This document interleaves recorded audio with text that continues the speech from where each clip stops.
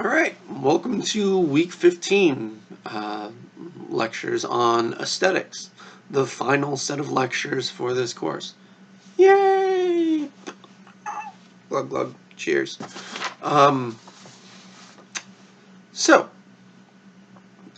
This will probably be a shorter section than the others.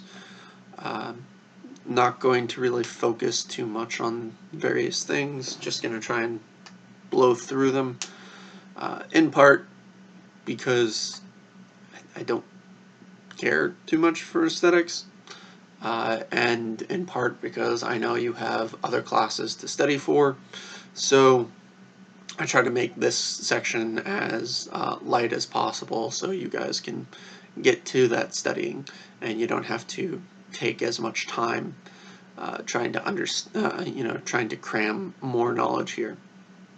It'll also give you more time to review for your final in this class. Alright, so aesthetics. If you'll recall from that very first week of class, that very first lecture, aesthetics is the study of beauty and art.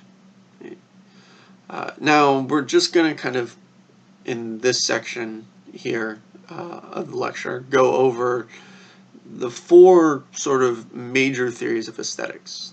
One of the reasons I should note that I don't give much attention to aesthetics is because, to my mind, the major interesting questions of aesthetics are not purely aesthetic questions, right? They're questions that,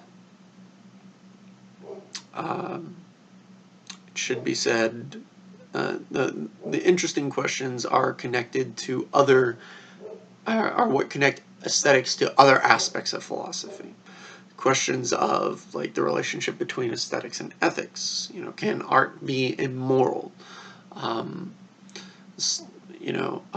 Is there such a thing as an example of this is like, is there a joke, something we can't joke about? Right?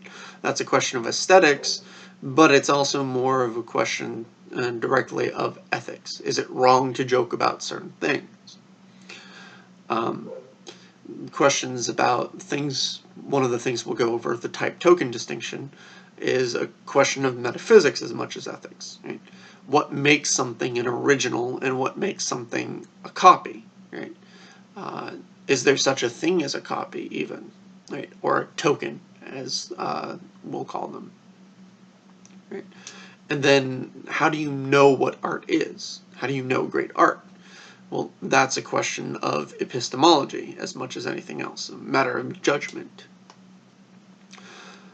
But let's start with something a little bit more basic. What is art? Okay. So there are four formal theories of aesthetics that we'll briefly go through. The first one is formalism. And formalism says that art is just certain combinations in a particular medium which give rise to significant form. What this means is that different mediums, right, whether it be sound, sight, and even within those mediums, paintings versus charcoal sketches, right, there are certain ways of arranging things that give them a shape worthy of being called art. Right? When you do things right in the particular medium, you get art. That's really all it is. It's the form that makes something art. And what's problematic is this is really vague, right? And it allows for potentially anything to be art. Anything that has a form can potentially be art, according to formalism, because this question gets raised of what makes something significant form rather than just form. Why is it that like an outline block sketch is not just as much art as the finished product? Okay. Or a stick figure. That's a significant form. Hey, a hand turkey is a significant form for my artistic capabilities. Does that mean that it's art? Because I wouldn't say it is. Um, but that's me, right? Maybe you think hand turkeys are art. But I think that's more of a matter of emotionalism, right? If you think a hand turkey is art, it's probably because it inspires a particular emotion in you, right? And that's what emotionalism is. Right? Emotionalism is just a denial of formalism, uh, because it says that formalism leaves out the most essential element of art, which is that art inspires emotion, an emotional response. Right? Uh, if you feel it's art, then it's art. Right? It's not form, but the expression of emotion that makes something a piece of art. So if you think a hand turkey's art, it's probably because you're a parent, right? Or a teacher, and you had someone make a hand turkey for you, and it inspired a feeling of, love or pride or gratitude. And really, it's not good. Let's be honest. It's a hand turkey.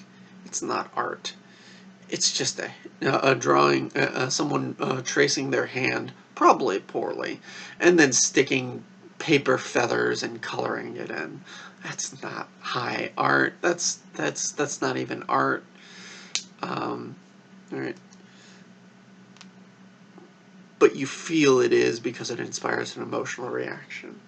And if emotionalism is correct, then that's all that's needed for it to be art. Now, these are clearly two completely opposite forms of judging what art is. One says it's all emotion, one says it's all the actual physical form. In the third theory, we get an attempt to reconcile the two in what's known as intuitionism. And intuitionism says that something is art if it's a combination, through a combination of formalism and emotionalism. Right? So what you think and feel is art is art. Right? It comes down entirely to your own intuition. Right? Form and emotional response basically meet to create the feeling that this is art. Now, this is also problematic for the same reason that formalism is art. It suffers the same issue, and that is it allows potentially anything to be art. Right? I can think perfectly well that the thought that went in that a serial killer thought and effort that a serial killer puts into killing their victims in particular ways can make it an art form, right? And therefore that their victims are pieces of art. In fact, I do think that about a couple of serial killers. But that's my depraved views of art aside, right? That's intuitionalism. Right? Anything is potentially art. Right? It allows for anyone to think of themselves potentially as an artist, which is actually something you see in a number of serial killers. They think that they're, especially the more psychopathic or sociopathic ones, they tend to see themselves as artists. Right? The Joker would be a good example. Right? It's performance art. He considers his murders performance art. I'm thinking specifically of Cesar Romero's Joker from the Adam West Batman series, and also Mark Hamill's Joker from, Batman the Animated Series, which are the two I really grew up with. Right? He thinks of his murders as art. So is he wrong? Well, under intuitionalism, he's not. As the artist, he gets to decide that it's art just because he thinks it has a good form, and he feels it is. And he feels that that it's art. Right. The fourth theory tries to move it away from, tries to move the focus away from emotion and form. Right. and moves it to focus on a requirement for giving pleasure to the senses, that it must be pleasurable. Right? So this is aesthetic hedonism. Right? And aesthetic hedonism says, in its original iteration, that anything or any man-made artifact that gives pleasure to the senses is art. Right? Now, clearly, there's already an objection here. Not all art gives pleasure to the senses. Right? If we're, if art evokes feelings of discomfort and whatnot, well, that's visually represented discomfort. Things like The Scream or Salvador Dali's Melting Clocks, right?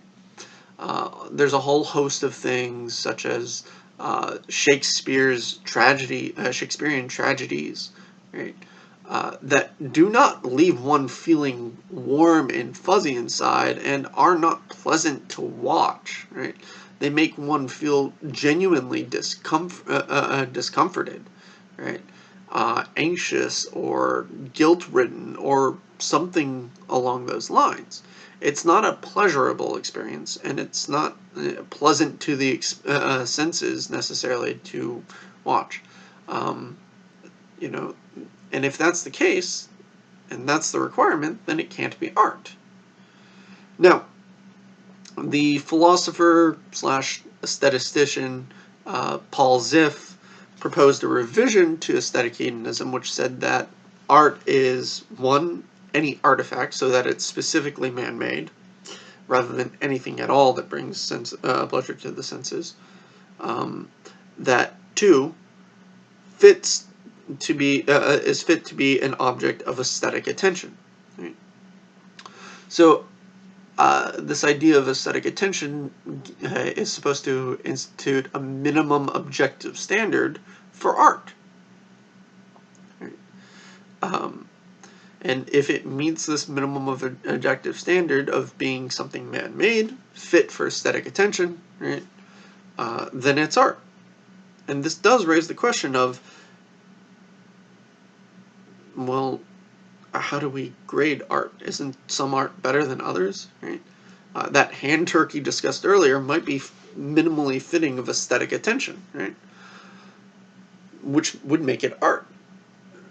But would we really say that it's on the same level as a Rembrandt, as Van Gogh, Van Gogh? That's his Dutch, the Dutch pronunciation of his name. Try to do right by names and their pronunciations, but right. So would we say it's on the same level as a Rembrandt, as Van Gogh's Starry Night, as Shakespeare's Hamlet or Henry V?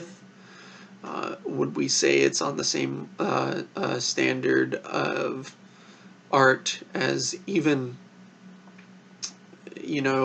something that was drawn by a 5th grader in art class that's 3-dimensional in shape, right? It would seem to be that we'd have to say that, okay, this is art, but these are clearly better pieces of art. But according to Ziff's proposed revision, this isn't a claim we can make, right? Because there's only one bar, and that's if an object is fit for being fit for aesthetic appreciation, aesthetic attention, or not. Either you fall below the level of being art, or you fall or you rise above it. Right? You're art or you're not. But there's no greater or lesser degrees of art. Right? According to Ziff, everything is art. If it's fit for aesthetic attention, all art, it's art, and all art is equal. But there's no way you can tell me that Cotton Eye Joe is better than Billie Holiday's Strange Fruit. Right? One was a song based off of a poem protesting the lynching of black people in the South in the late 20s and early 30s, right? And The other one is about fucking Cotton Eye Joe. Where did he come from? Where did he go? No one fucking knows. Right? It's just a fun, groovy tune. Right? You can't tell me those are equal things. Even if they are both deserving of aesthetic attention in their own right. They're not equal.